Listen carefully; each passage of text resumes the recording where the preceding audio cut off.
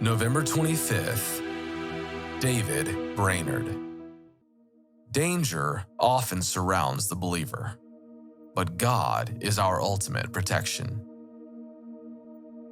David Brainerd didn't feel qualified to be a missionary. Health-wise, he was weak, and after riding a horse, he could barely walk. Sadness plagued him, and man, was it hard to spread the gospel to the Native American tribes of New England. He seemed to eat every meal with a side dish of discouragement. But within him, Brainerd had an undeniable fire. David burned to share the gospel. He had his eye on visiting a particular settlement, but the natives who lived there had already been badly hurt by visitors. Through alcohol and greed, the natives had come to see Christians as false and hypocritical. They wanted nothing to do with Christianity and often attacked any new settlers who came nearby. David's friends begged him not to go. The settlement was far away in a dense forest, and they feared the natives would kill David. But he ignored their protests and packed a tent and some essentials and headed into the forest. The journey was long, but thankfully uneventful. Just outside the settlement, David pitched his tent so he could pray and prepare for the first meeting. But unknown to David, some natives had followed him the last leg of his trip and watched him set up his tent. They hurried back to their chief to report that another one of those Christians had dared to enter their land. It didn't take long for the native council and their chief to dispatch a group of warriors to remove the intruder. The warriors hid among the trees and watched David's tent. He was still inside, probably still asleep. So the natives decided that as soon as he walked outside the tent, they would attack with arrows. They waited for him in silence. But soon they became impatient. David had been inside for too long. The warriors decided to slunk closer to the tent to see what the missionary was up to. They inched the tent flap back and saw David on his knees. He was saying words to God and asking him to help the natives realize he loved them and sent Jesus to die for them. Such words sounded too good to be true. The strange visitor was talking to an invisible being. Just then, from the ground came a sudden hiss. There, a rattlesnake had slithered towards David, and the man was still all focused on talking to the invisible being.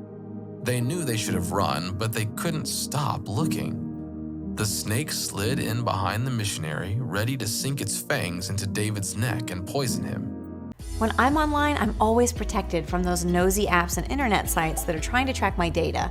That's because I use SaferNet. It's a VPN, internet controls, and virus protection all in one place.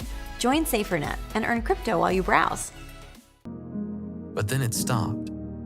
Head raised, it seemed to be looking around. It didn't even hiss.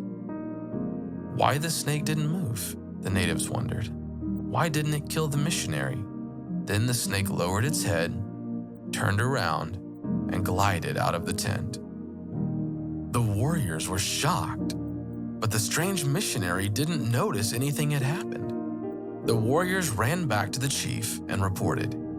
Later, when David went out to the village to meet the people, the tribe welcomed him with warmth.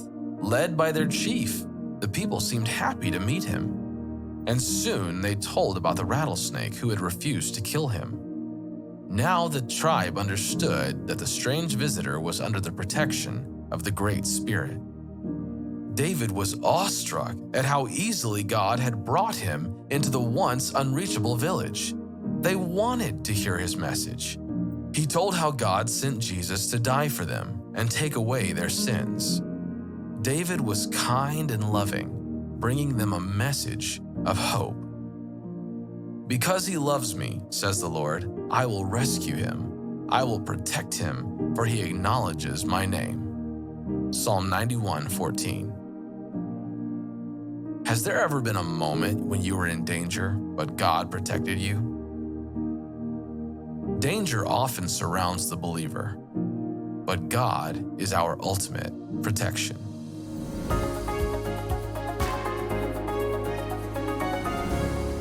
Hello, and thank you for watching 365 Christian Men.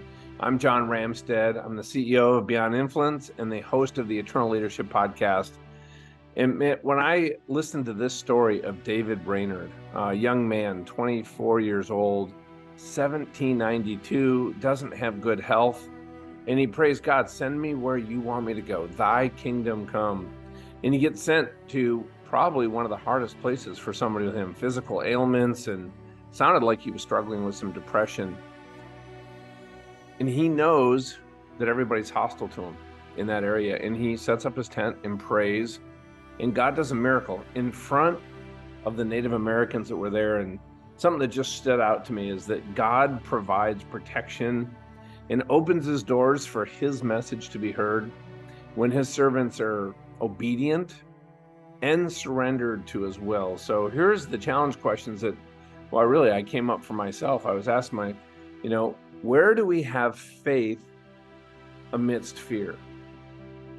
Can you recall a situation in your own life where you felt just led to take a step of faith despite apparent dangers or opposition? And how did you respond? And what was the outcome? I know there's been times where I did not respond by turning to God. And there's been times I've responded by turning to God and surrendering, and the outcomes were vastly different. So God bless you. Keep knocking them alive, and just think about those times in your past where God has showed up.